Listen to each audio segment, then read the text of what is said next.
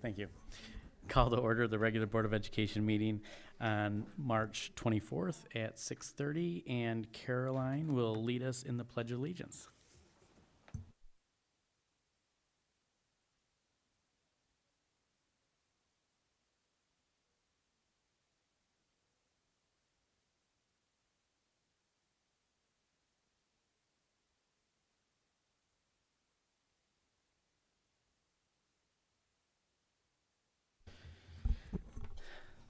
This is our opportunity for our first public comment.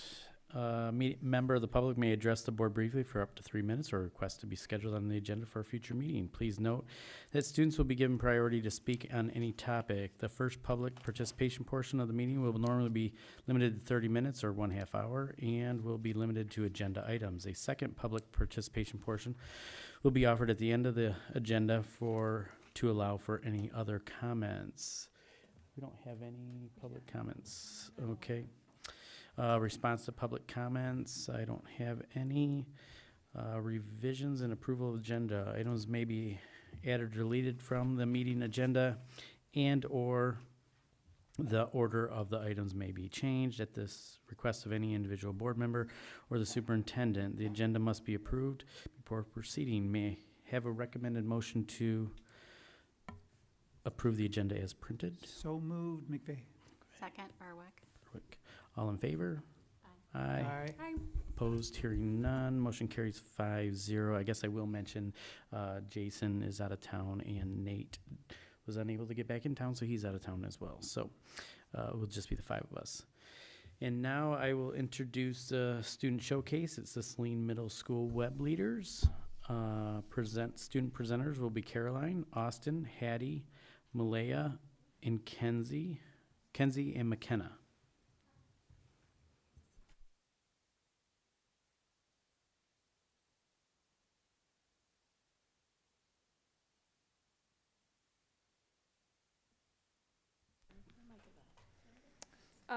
Hello everyone, my name is Austin Marion. I'm Caroline D'Agostino. And I'm Kenzie Stanifer. We're here to tell you about what W.E.B does and how we make a difference in our school. What W.E.B stands for is where everybody belongs, and we strive to make the middle school a better place and for the 6th graders to be able to feel welcome from when they first step in the building at 6th grade orientation to when they last leave the building on the last day of school. 6th grade orientation is a day where the W.E.B leaders introduce incoming 6th graders to the school and their classmates. We all play games together in the gym when they first arrive, and then we get into our groups and introduce each other and play more games. This creates a very welcoming atmosphere for the new students and makes them feel more comfortable with their future classmates. Some 6th grade games and lessons that we do are drawing games, board games, rock, paper, scissors tournaments, and many others. We also talk to them about the elective options that they have going into 7th grade and more options.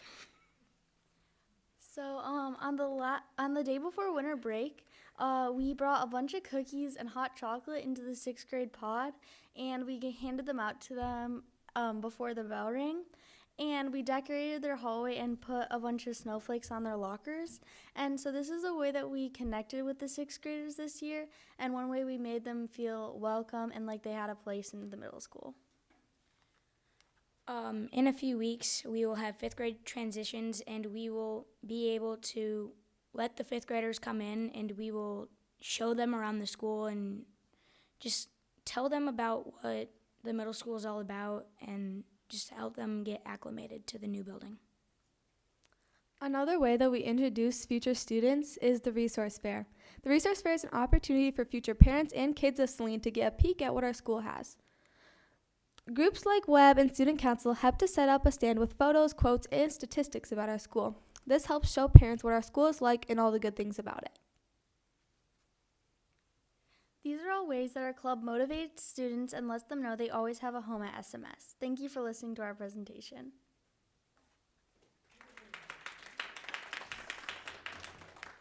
I just want to say they are an so much, and anytime we need anything from them in terms of help for any of the transitions, the number of kids that come out and say, yes, I will do after school stuff is amazing. And just this wonderful group put this presentation together and made an effort to be here tonight. So we're very lucky to have them. Thank you. Do you gonna gather over here for a picture real quick? And thank you for the presentation.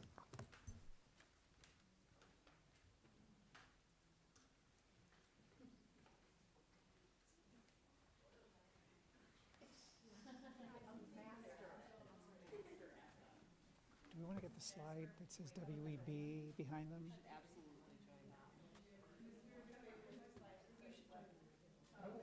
You better get it there.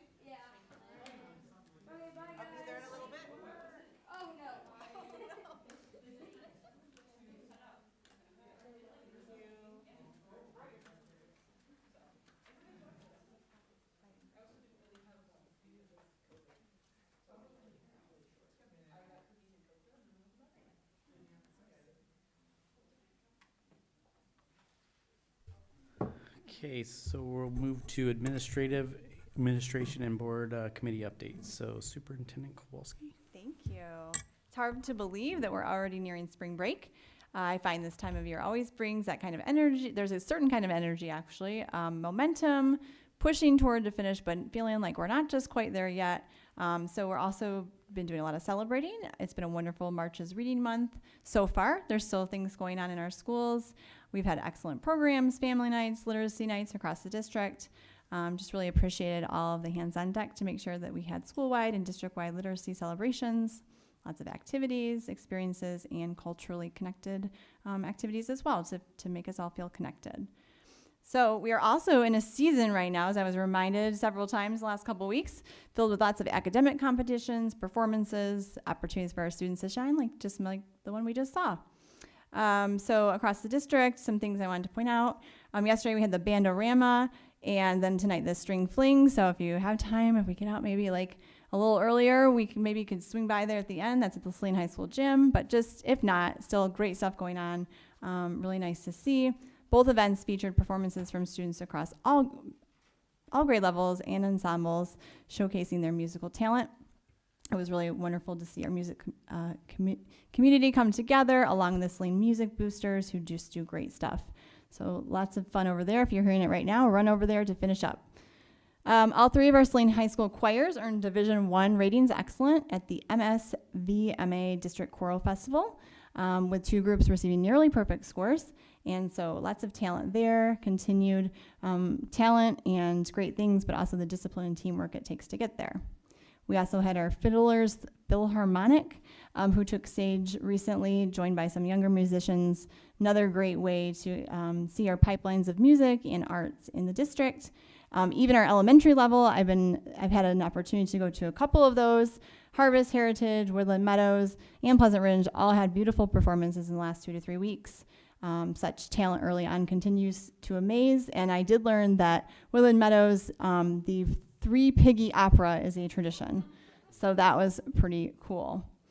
Saline Middle School hosted SEMLA Quiz Bowl this past weekend. Great experience for everyone involved. I saw lots of cars, and I didn't happen to go in. I was doing something else, but did see lots of cars there. Of course, Quiz Bowl is a spirited academic competition, and those kids are demonstrating their deep knowledge across a wide range of subjects. The South and West Washtenaw Consortium, just wanted to highlight a couple of things there, competed recently at Delta College in fields like CAD, manufacturing, welding, automotive technology, and we had multiple students placed across those events. DECA, Business Professionals of America students have also been quite busy competing at the state level, and we had several standout performances and some students heading to nationals. FFA Students recently earned remarkable, I think was what this term was, under proficiency awards, and so lots of technical skills as well. Just tons of great things going on in the district. I think I'll end with, on that, we also continue to lead the way for our unified sports programs, who continue to bring students and adults of diverse abilities on the same team. So last week, Heritage celebrated their Inclusion Week and had a unified basketball game, and then Friday afternoon, the high school had their students show up fully present and cheering on in the staff versus students game. So that continues to be just a great program for our students. Speaking of transitions, I know I got a little nod and heading off into that topic. We recently held our Heritage Transition Night, and so we had several families attend, and then of course those are recorded and available to families afterwards. And we want to make sure that we're continuing to support families during these transitions. They're not just procedural, but continue to be welcoming opportunities to meet staff and administrators and all of the great folks who will welcome your students. And as we move further into spring, just wanted to make sure everyone had these events on their radar. The elementary night, so Woodland Meadows is Wednesday, May 6th, Pleasant Ridge, Wednesday, May 13th, Harvest, Wednesday, May 20th, and Heritage, Thursday, May 21st is the date I had. So we're excited to continue to welcome families into our buildings in May for those spring open houses. We did have that great event in February, but that did not replace our elementary events. These are a little bit different feel, really getting to see the building and get to meet some staff and be welcomed in. I think there's a red carpet, if I remember correctly, which was really cool. I didn't walk the red carpet, though. The students walked the red carpet. So these evenings are always a highlight, as well as the many other things I talked about. I'd like to use the last piece of my update tonight to talk for transparency purposes and making sure that our public is aware of my superintendent goals for the year ahead, for the evaluation period ahead. And so I wanted to share a high level of those per the MASB superintendent evaluation model. So the model separates goals into two areas. You have progress towards district and leadership goals, and that makes up 15% of the evaluation, and the student data goal, which is 20% of the evaluation. And so I'll briefly reference those two goals shared with the board and the one student outcome goal. So first, continuing to lead the development and launch of a district strategic plan. I'm really excited that there have been so many stakeholders involved in that thus far, and more work is to be done. Looking forward to, again, working with our board committee on that as well after spring break. And the important stakeholders that will be a part of that, such as our SCA, SASA, and ESP leadership at times in the spring with that committee. The second qualitative goal on leadership goals is developing a long-term vision for our early childhood ecosystem, strengthening how we support students and families from the earliest years. And I've talked many times at this table about that. And then for the 20% student data goal, this is really inspired by a lot of the work I've been doing with our administrators and through our leadership pipelines with some up-and-coming administrators. And that's to reduce chronic absenteeism. I hear and engage a lot on this topic with our staff, who continues to share concerns with me about the continued chronic absenteeism rate, of which we have seen exacerbated by the pandemic and beyond. And so that goal is quantitative, and I stated that I'd like to decrease it as measured by MI school data from 13.2% to 10%. I think that goal also aligns really well with work that's already being done to support students and families. And so I look forward to continuing to provide updates through this work and welcome any input and community feedback as well, as, of course, for our board members. Thank you.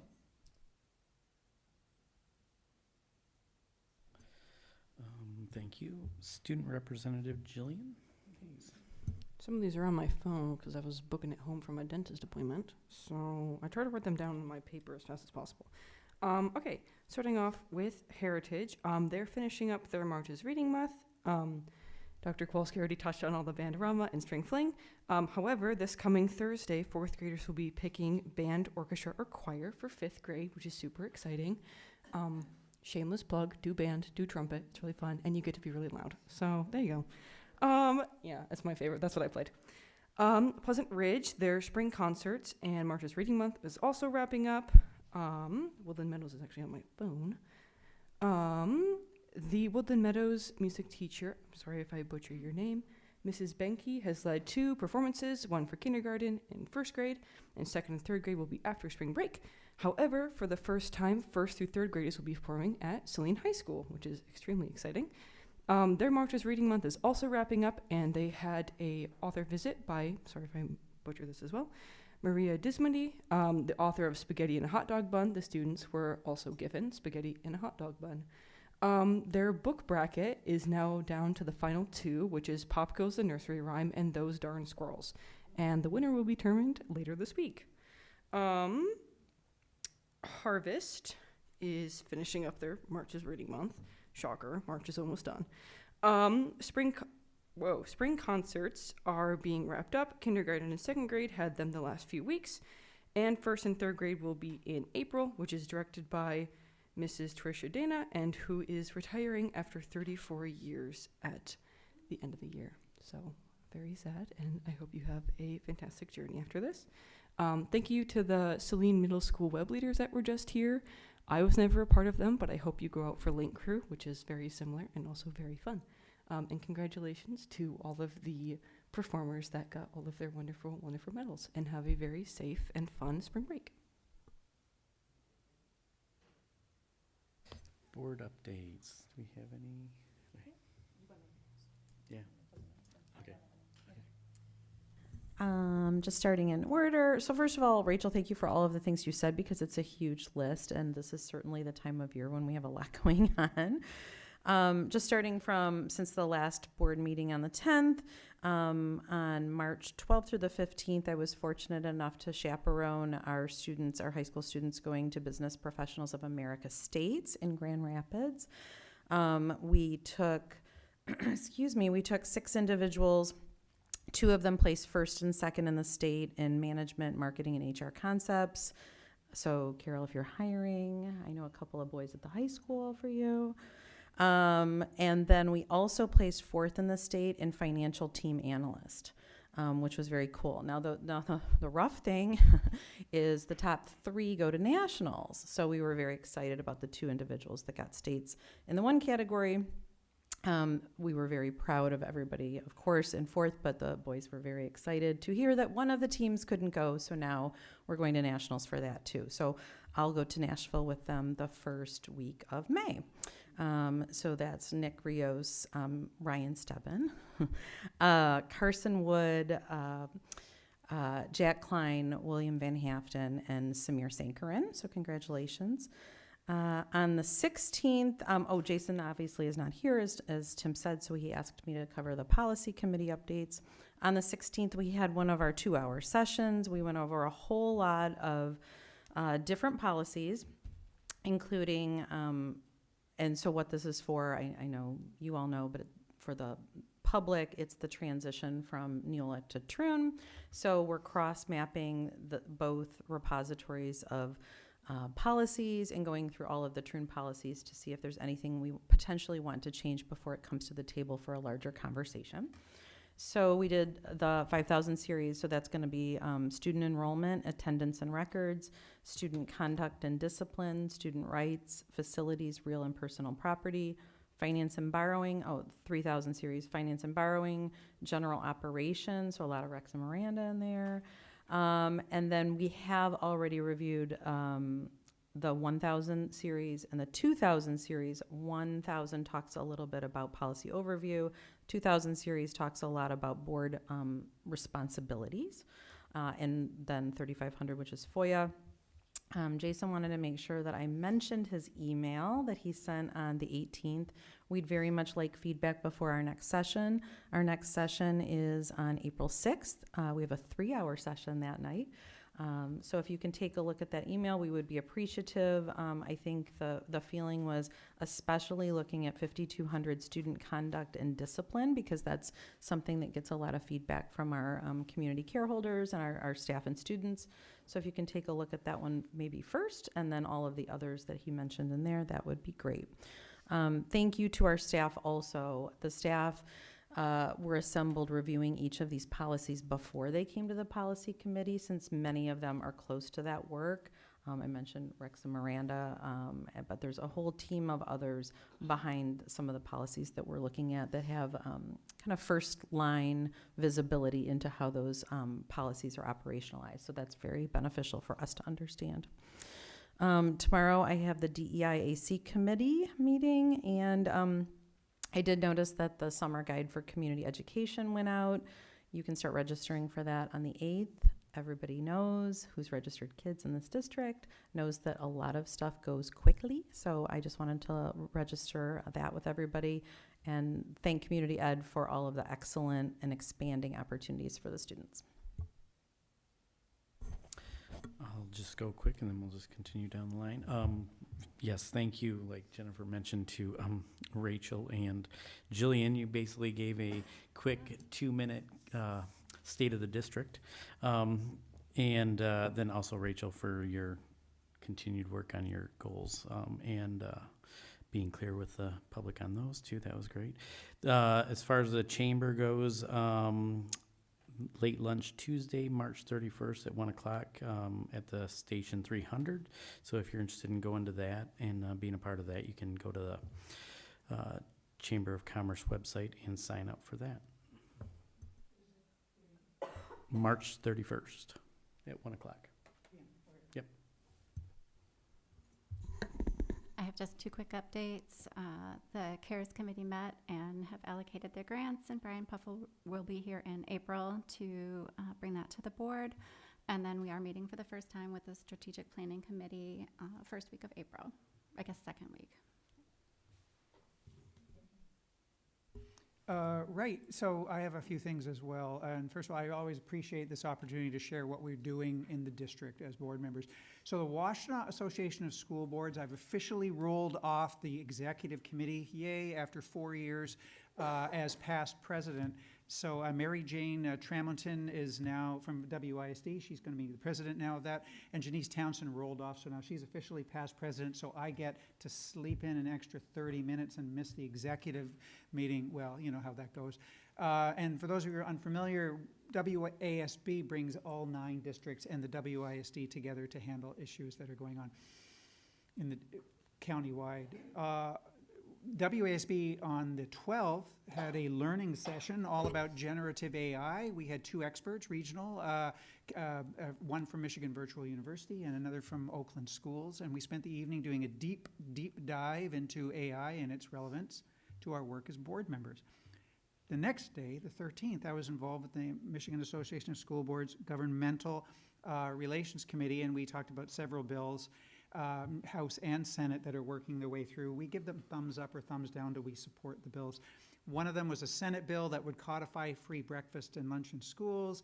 Another House bill, 5338, would encourage 1 class period dedicated to organ and tissue donation education, which is pretty helpful. And another House bill, 5427, would add such things as emergency closures as in the list of what counts as acceptable for virtual instruction. You know, what do they call emergencies, disasters, storms, that sort of thing that closed down the schools. On March 14th, I was delighted to attend. You see, I was one of those many, many cars in the parking lot for the on Pi Day to be a quiz bowl reader, and I always enjoy doing this. Thanks for the invitation every year. And one of the kids said, you know, they were all nervous, but eventually they settled down and got to exercise their brain muscles. I love it. In my day job, new topic here. In my day job, I've been planning a summit on AI at Eastern Michigan University. And as I was checking in teachers for their sketches for the clock hours, about 6, I think it's 5 or 6 Saline area schools teachers came. I was so happy to see them there, and they had a plan. They spread out throughout all the sessions, and then they debriefed afterwards. They probably know more about what was happening there than I did because I couldn't go to many of the sessions at all. And finally, this is a personal note. I want to thank the core team and Superintendent Kowalski, my board colleagues, for the beautiful flowers Kristen and I received today. I'd also like to thank the members of the Saline area schools community for their messages of condolence and care this week following my mother's passing at the tender age of 98. She certainly led a full and joyful life, and my family will miss her very, very much, of course. So thank you very much again for that tribute. I appreciate that. And that wraps up my comments.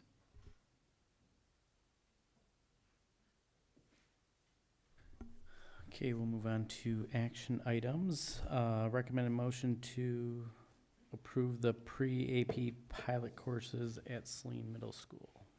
So moves Devin. Support Gold. And we do have Kara Davis and Kim Jasper who are going to just do a brief overview, I believe.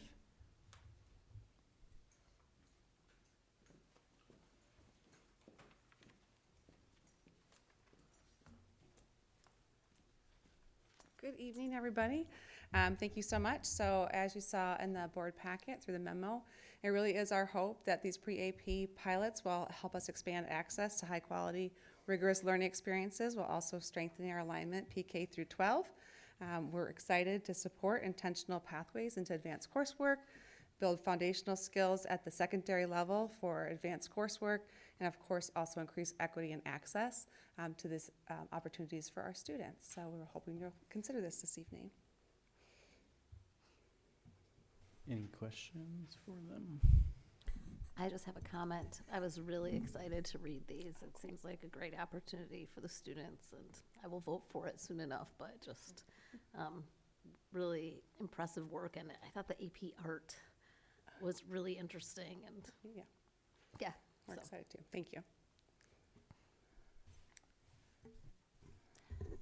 Could you just quickly review sort of how that's going to translate into a schedule Sure. at the middle school? Yes. So pre-AP art is going to be offered as an 8th grade elective. We are looking at running a section this coming school year to get students rolling and to pilot it. Pre-AP World History is actually going to become the 7th grade World History curriculum. The standards align very nicely, and so the teachers dug into it, and our goal was originally to do a pilot section, and they said, can we dive in? And so that's where we're going with that. And then pre-AP Bio has kind of a hybrid journey happening. We are going to run an elective for 8th graders, 2 sections of pre-AP Bio as an elective, but then at the same time, we're going to weave in pre-AP Bio units that complement the current 8th grade curriculum. And so there's a little bit of it kind of being embedded across our 8th grade schedules and 7th grade in world history. As a follow-up, how does that affect coursework at the high school level or impact it? Mm-hmm. So we have been examining the alignment across middle school and high school through our science and world history courses. And so we are currently utilizing some of the experts in this particular area that we have. Leanne Ream is taking a good look at the our curriculum for 6 through 12. We actually were really on this precipice of needing to make an update to how our units are aligned. So she is articulating that through a matrix actually this week. She's been given some release time to do that work. I'll be partnering with her on Thursday. We've also been partnering with Meg Phillips, our science coordinator in the district, to take a good look at this. We did also collect a lot of feedback from our staff who are impacted by this change to gather some of their questions and be ready to respond to those. It's very similar with world history, and then art there isn't as much, but as part of our regular curriculum review, we'll look at this, the horizontal and vertical alignment to ensure that we've set everybody up for success and that this is a cohesive stair step into that high school experience that our students have. So we're looking at it to be a bonus and a benefit for all that have access to it. And then one last question, which is, I know that when the original email went out to families who were gauging interest, can you speak to how what the response was? Yeah, so we sent out the information on pre-AP as part of our general communication for 8th grade electives. And to be honest, with new courses, we tend to expect to see lower numbers.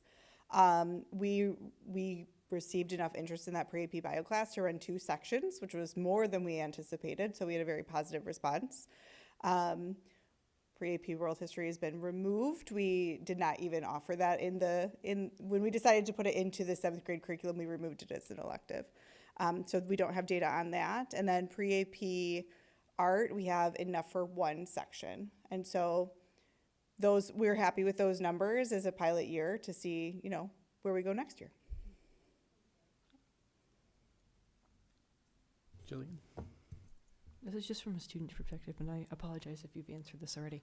But if a student does take the pre-AP bio, would they be able to take the actual AP class their freshman year, or would they still have to wait for later years after they've taken Gen Bio? No, the expectation is that this is better preparing our students and hopefully really whetting the appetite for students to recognize their potential and see those opportunities that await them in high school, where there's, unlike our AP classes with prerequisites, at the middle school level, it's open enrollment for those students who are interested. So this would be strengthening their skills and hopefully helping them be even more successful at the high school level. Thank you for asking.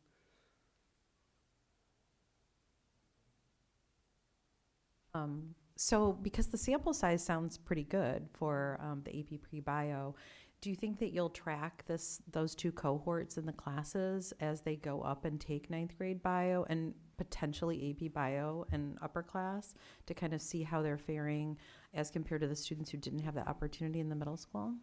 Yes, that is our intent. So in order to get to this point, we did study quite a few data points. We studied course enrollment at both the middle school and the high school level in our advanced and fundamental classes. We studied the AP potential data that College Board provides. We studied course enrollment patterns in terms of the demographics of which students are enrolled in which classes, and then our instructional alignment, which Trustee Berwick was asking about. And so our plan is to continue to monitor those data points as these students progress to see how we are successful. This is a pilot year. We want to ensure that we can sustain it and that it's having the impact that we want in the year. And then taking a look at, we'll check in probably November and a first trimester and a second trimester, and of course at the end of the year to determine next steps. That sounds amazing. And I also think that this, just coming out of the policy committee updates, we did look at a policy on experimentation and pilot, and we at that time felt like we liked your suggestion that this is being managed very well within the district versus a little bit more board oversight. So I think this is a really good example. Great. Thank you. Yep. Thank you, Kara, and thank you, Kim, for your leadership on this. And I, again, want to lift that lots of data was used to look at this, and the equity and access piece became very clear to us pretty quickly. So thank you for your work on this, and thank you to our amazing teachers and their work to help get this started as a pilot. Absolutely. Yes, thank you. And any other questions? We can vote. All in favor, say aye. Aye. Aye. Opposed? Hearing none, motion carries 5-0. Thank you. Thank you so much. Okay. Can I have a recommended motion to adopt the high school reproductive health curriculum as proposed by the Sex Education Advisory Board and in alignment with the updated Michigan Health Education Standard guidelines? So moved, Gold. Support McVeigh. Any questions on that? No? I don't have questions, although I'm happy to answer any, but I just would they're not here tonight, but I'd like to thank the members of the committee and Kristen Hoffman-Piefler and Cameron Cochran for their tireless work on this curriculum. And I'll also add the information that they shared with the board was very helpful and detailed, so that was nice. So, all in favor? Signify by saying aye. Aye. Aye. Aye. Opposed? Hearing none, motion carries 5-0. Moving on to the consent agenda. The consent agenda is listed in the agenda and will be read aloud. A motion noted will allow the authorization of all listed items without discussion unless a member of the board requests that any one or all be considered individually. Can I have a recommended motion to authorize the consent agenda as printed? Support. Motion, Berwick. I'll support it too.